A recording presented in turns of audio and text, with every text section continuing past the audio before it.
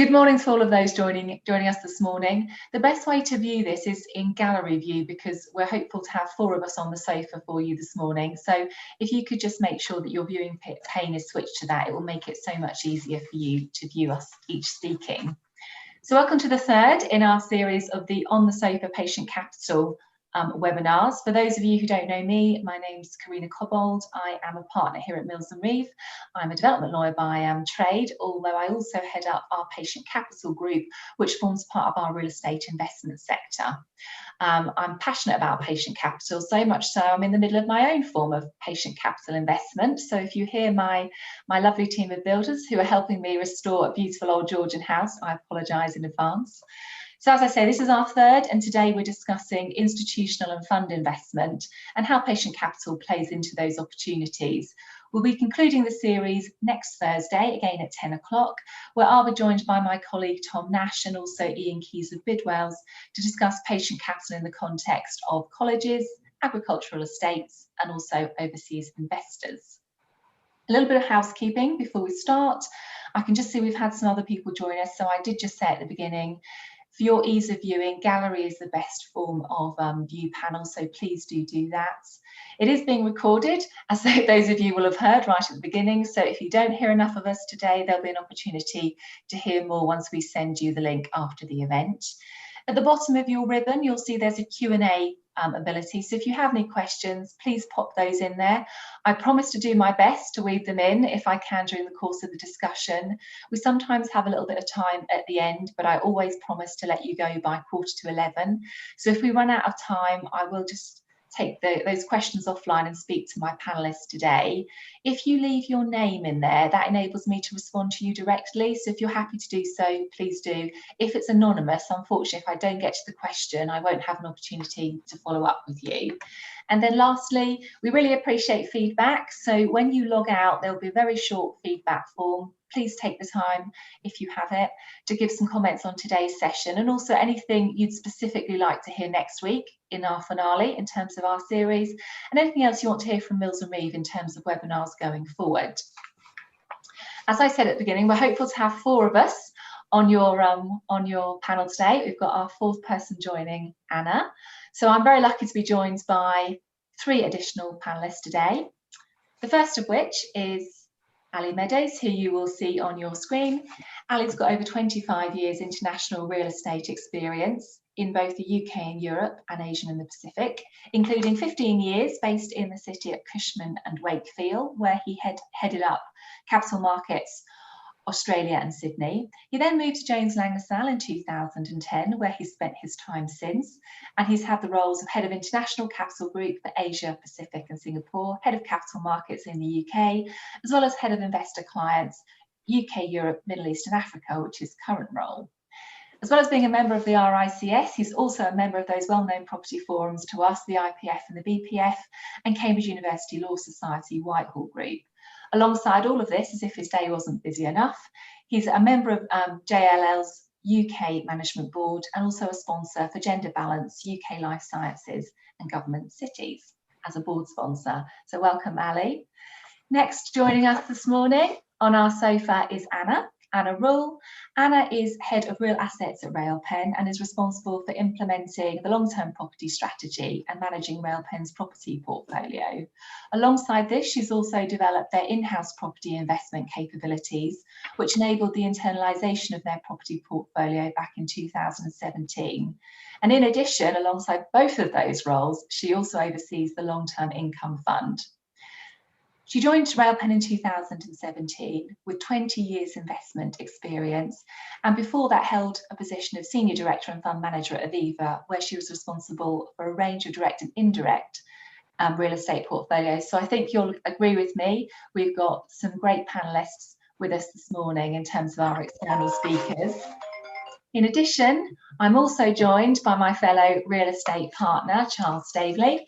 Charles heads up our real estate investment sector, and he's responsible for all the hard stuff. So drawing together our experience in mainstream investment work and also our skill set in alternative asset classes, which is where, of course, we started these webinars with our strategic land webinar. His clients include institutional pension funds, public bodies, management houses, property companies, onshore and offshore investors. He has a pretty busy job, but in addition, he also is responsible for being a member of the Investment Property Forum. He's an officer for real estate section of the International Bar Association, and also keeps us straight at Mills and Reeve as a member of our board. So welcome to all of our panelists this morning. Now, we've been discussing in the context of these series of webinars what we mean by patient capital and it being a longer term of investment. But today we're talking about institutional investment and fund investment. So I thought it might be nice for us to set the scene on what we understand, or the market understands, as a traditional form of real estate investment and time frame for that return. So I thought I might start with Charles and Ali, getting your views on that. And maybe Ali, you can go first as to what you would perceive that to be. Sure, thanks, Carina. So I think from a JLL perspective, as we define institutional capital and patient capital, it's important to take a global view, first and foremost, because many of the drivers, many of the push and pull factors relate to global capital flows. I think first of all, as we would define institutional capital from an investment perspective, would be primarily around three types of capital: pension funds, insurance, and sovereign wealth funds. I'll talk maybe a little bit later about the investment managers, the fund managers, but the underlying sources of capital falling broadly into those three buckets. And I think there's some really interesting long-term structural shifts that are happening, not least in terms of what's actually driving and motivating patient capital to invest in real estate.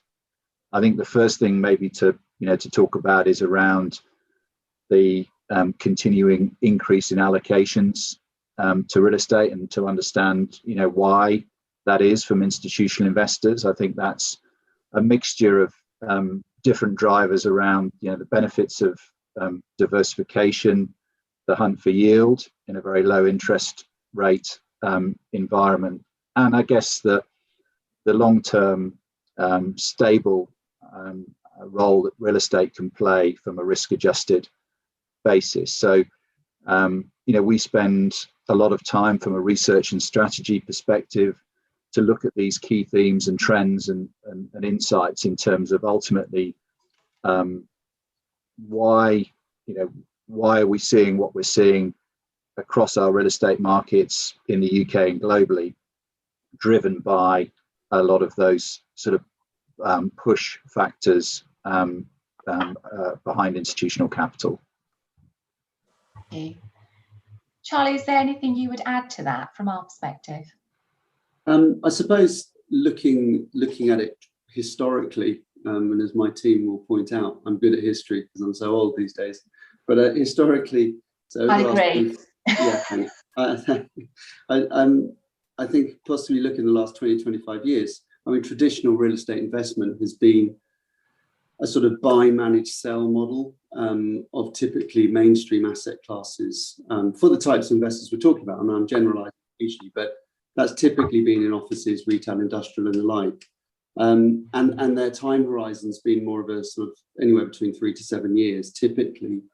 And separately, you've had sort of longer term capital,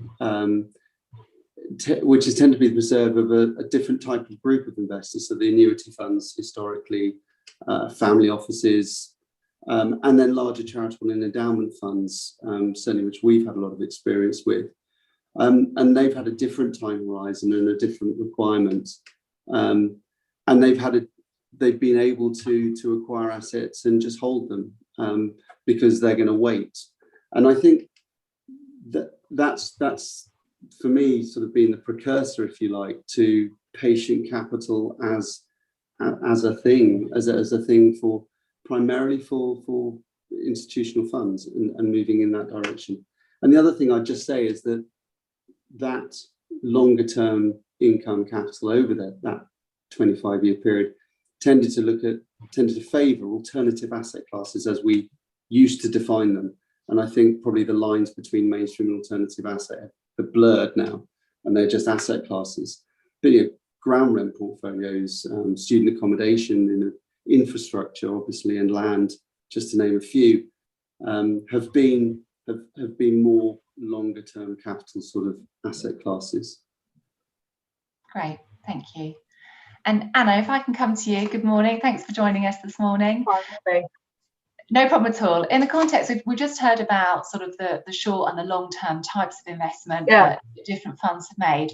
What I'd be really interested to hear from, I'm sure our listeners would, the type of investments Railpen have traditionally favoured and the timeframes and level of returns they've been looking for in respect of those investments.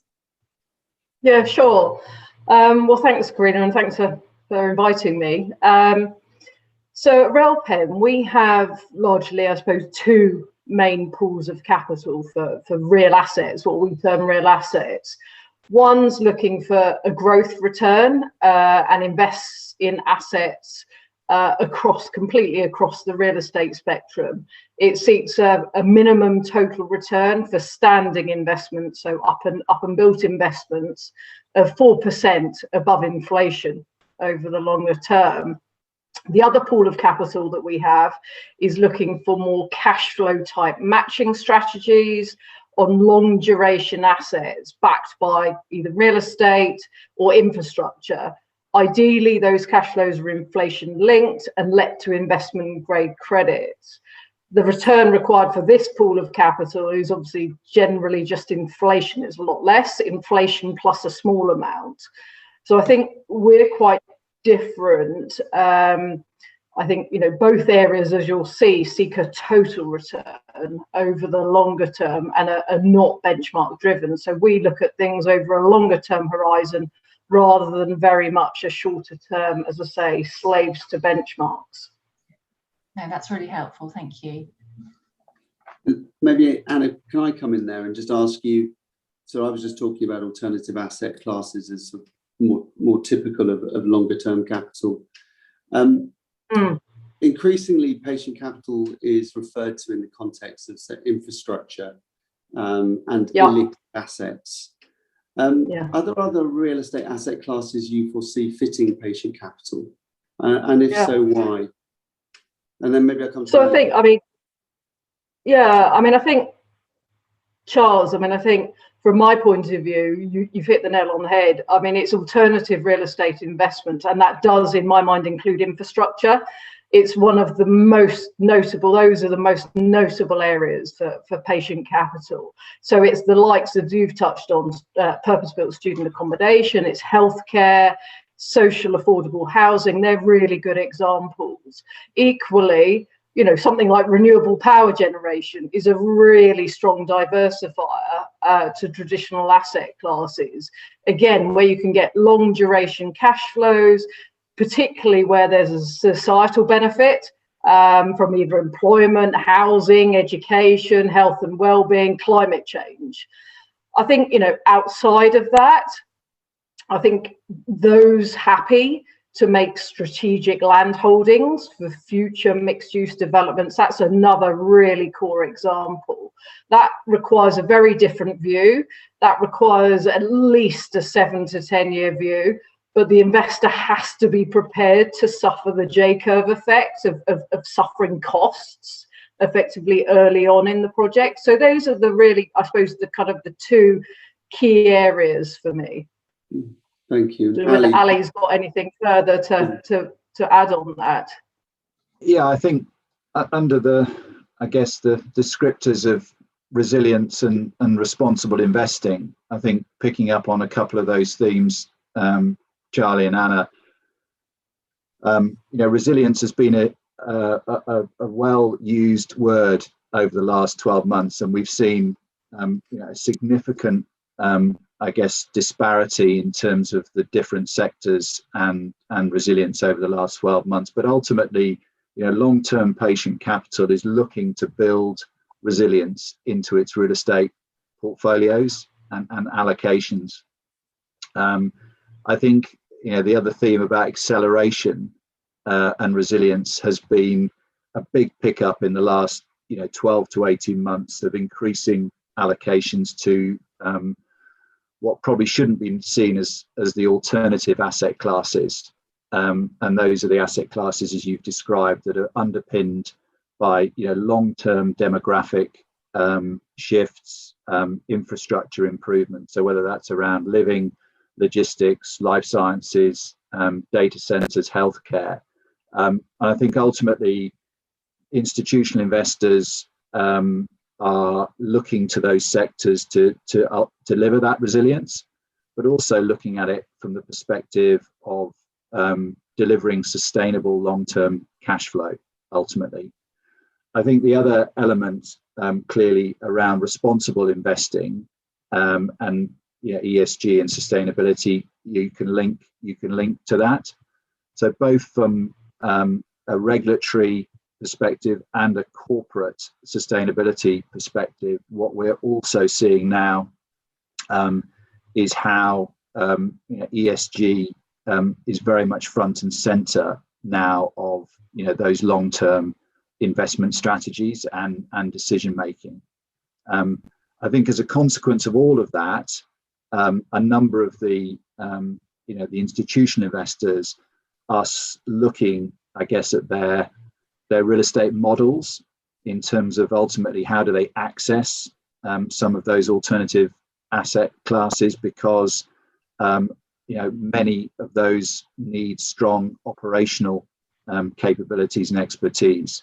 So as a consequence of that, what we're seeing is the rise of joint ventures, of co-investment, partnerships, of some of the indirect investors investing more direct into real estate. But a theme that really came, I think, out of the global financial crisis, as we term it, equity with expertise. I think Anna and Charlie, a lot of the things that we're all collectively working on at the moment, particularly around some of the alternative asset classes, is a mixture of that equity working with the expertise from an operational standpoint. The really interesting points, hearing all of you speak, there are a number of points that have come out of so far and Anna, you referred to the J curve, and actually in the first of these, Nigel referred to the hockey stick, so exactly the same shape. Yes. You have to be prepared to suffer the pain before you suffer the gain.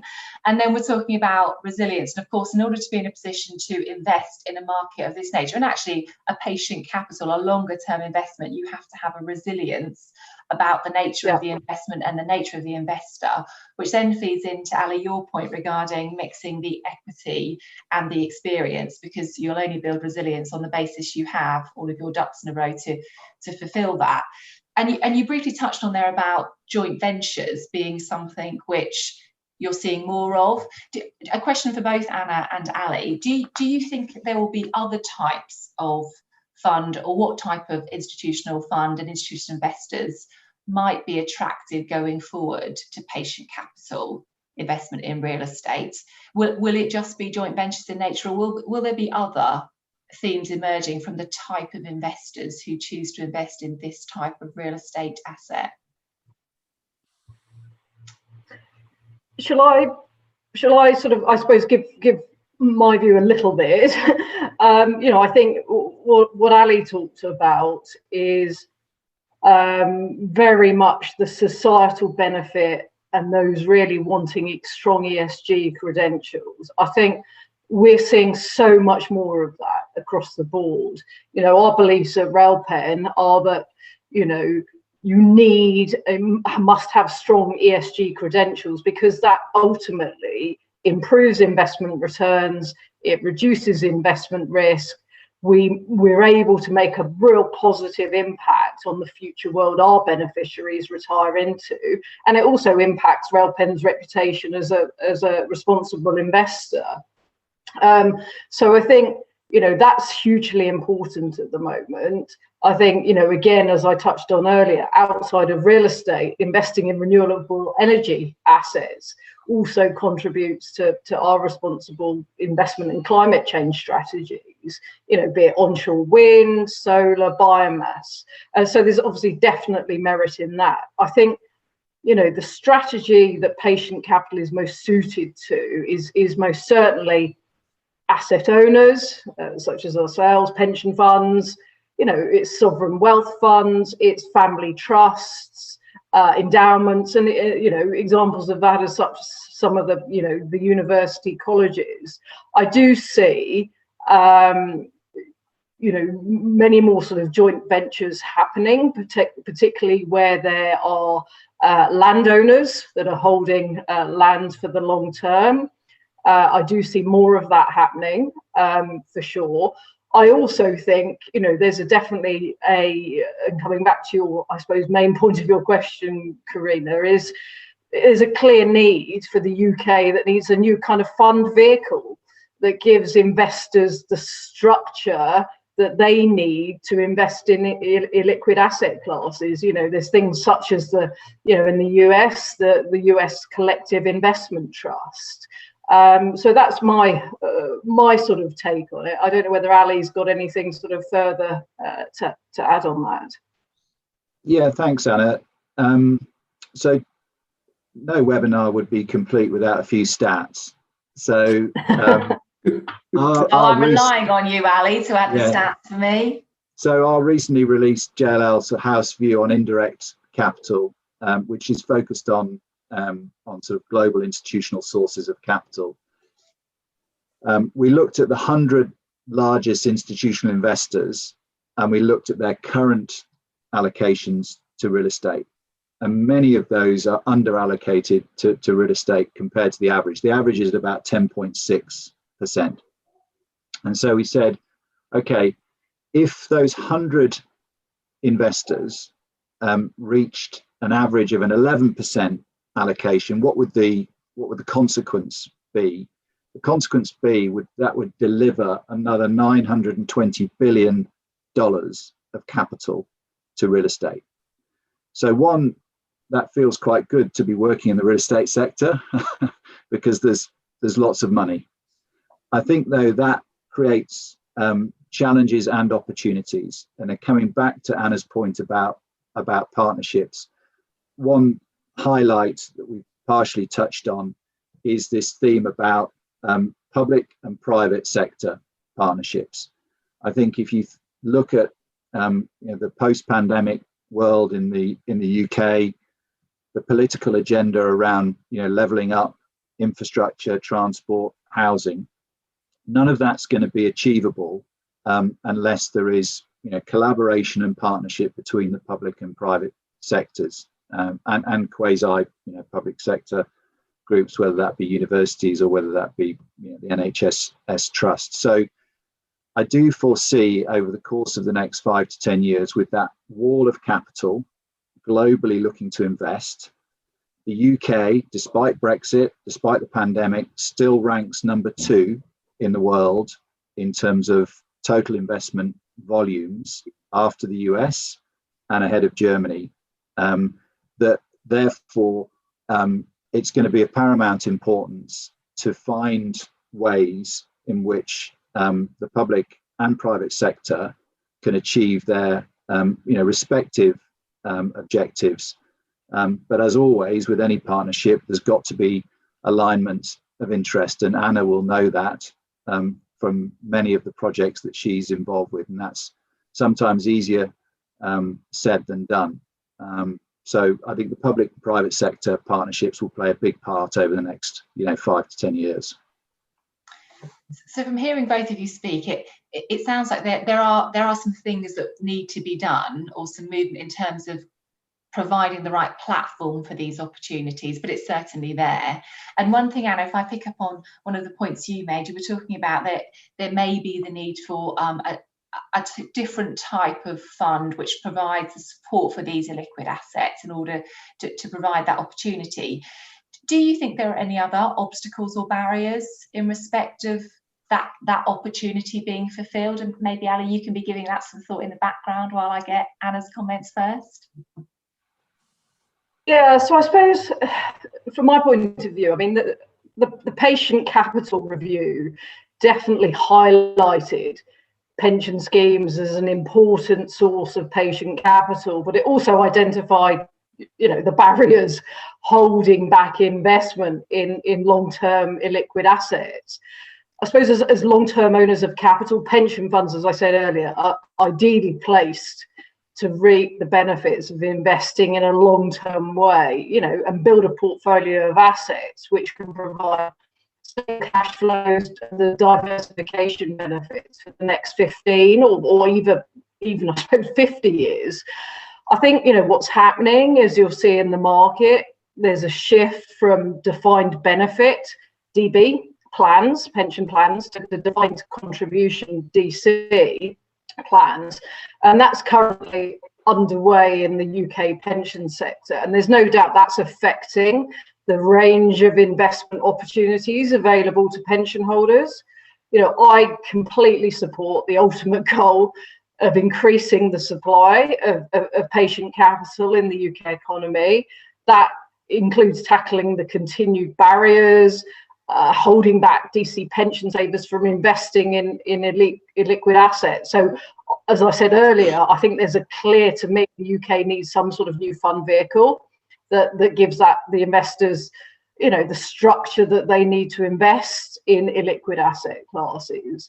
I think equally what I'd say, with sustained, I suppose, long-term investment horizons, the next generation of pension savers, we've got to think about the next generation of pension savers. They should have a chance to invest in a way that benefits the society that they want to retire into.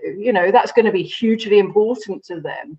And that could mean investment in things like life sciences, or, as I've talked about earlier, social impact investment in, say, infrastructure, that underpins fundamentally the economy.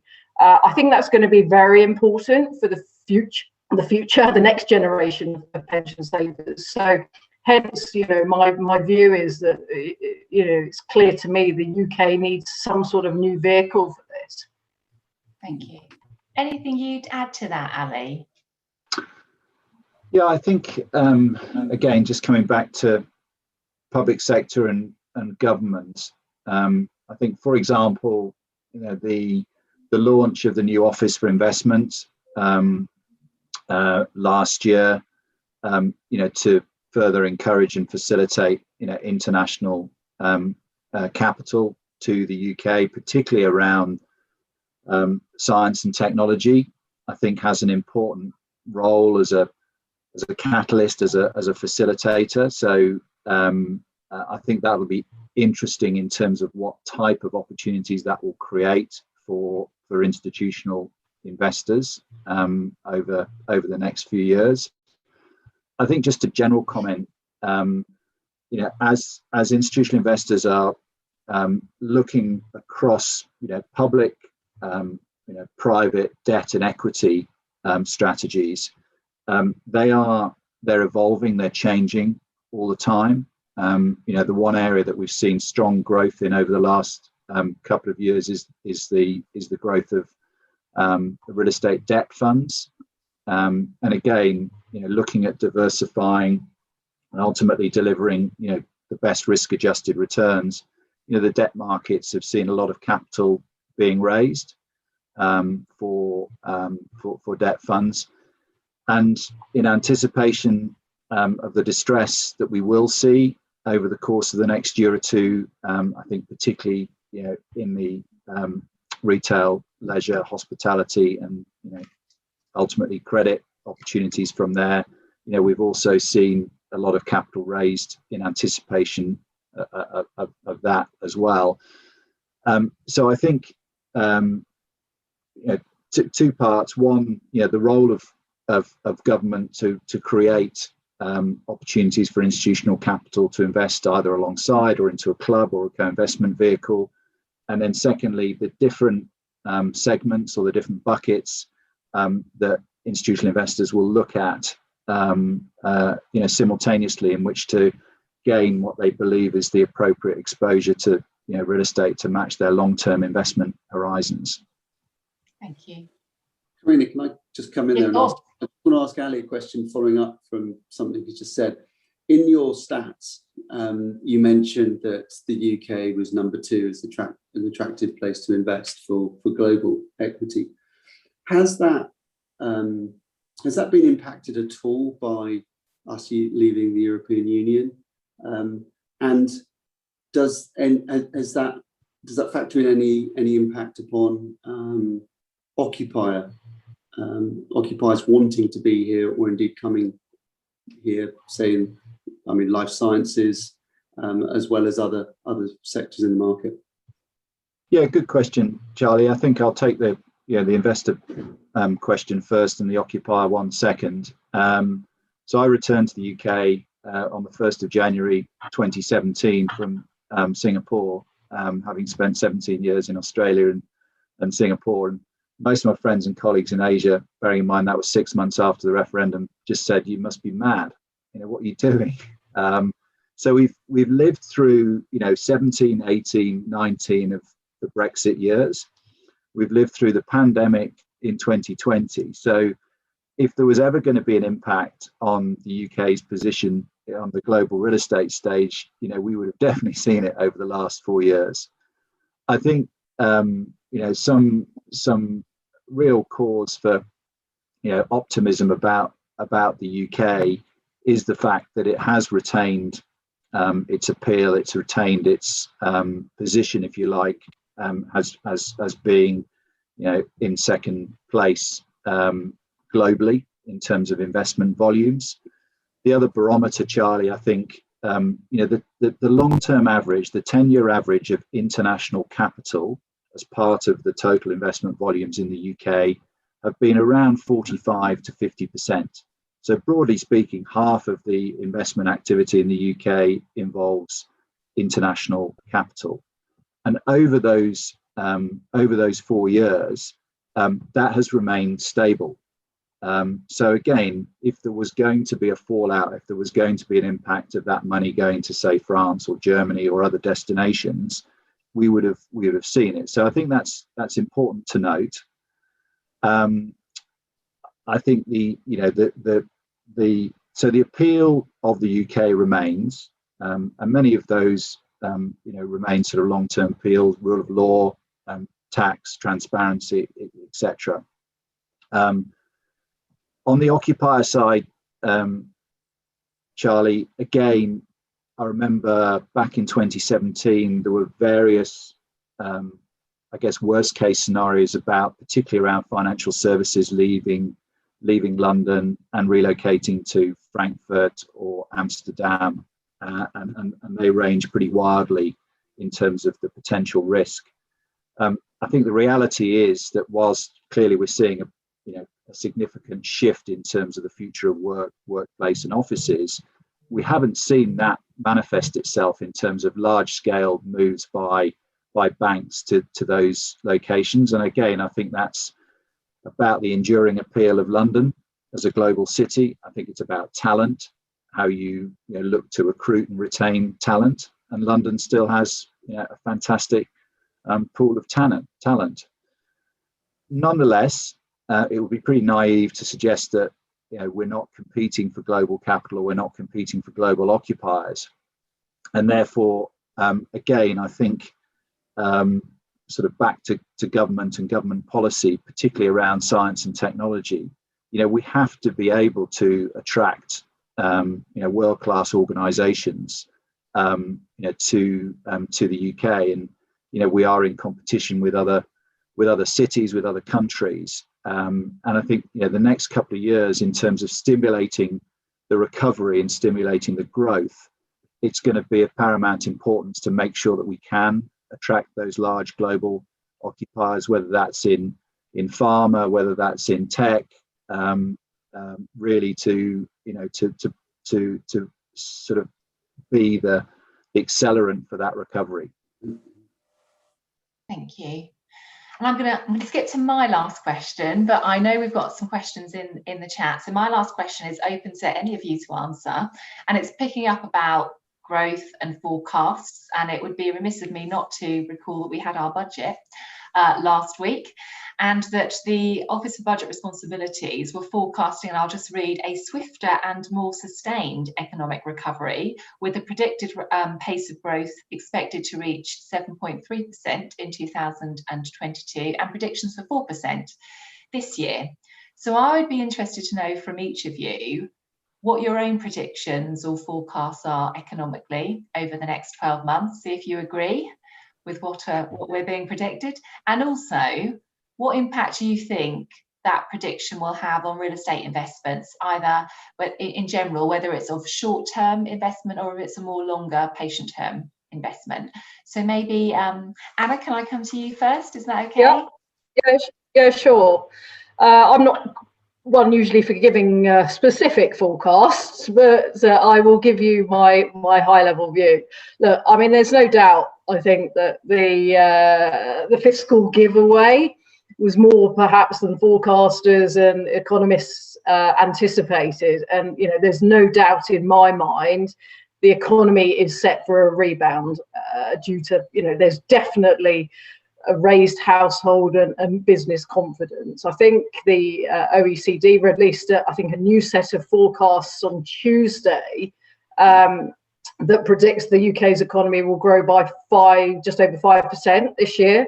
And obviously that's a kind of a major upgrade from its previous prediction of just over 4%, 4.2%, I think, and obviously above any other forecasts, you know, and that's, I suppose, largely because of the UK's rapid vaccine rollout, and that's going to hopefully enable a faster reopening.